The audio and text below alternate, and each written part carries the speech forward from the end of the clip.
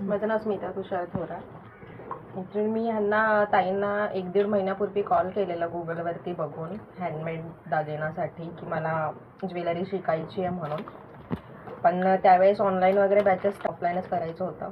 तर त्यांनी आता ऑफलाईनची बॅच ज्यावेळेस स्टार्ट केली त्यावेळेस मला कॉल केला. आवर्जून मी तिथे लगेच रेडी झाले आणि त्याच्यानंतर त्यांनी खूप छान ज्वेलरी शिकवल्या. 7 प्रकारच्या त्यांनी ज्वेलरी शिकवल्या तिकडे.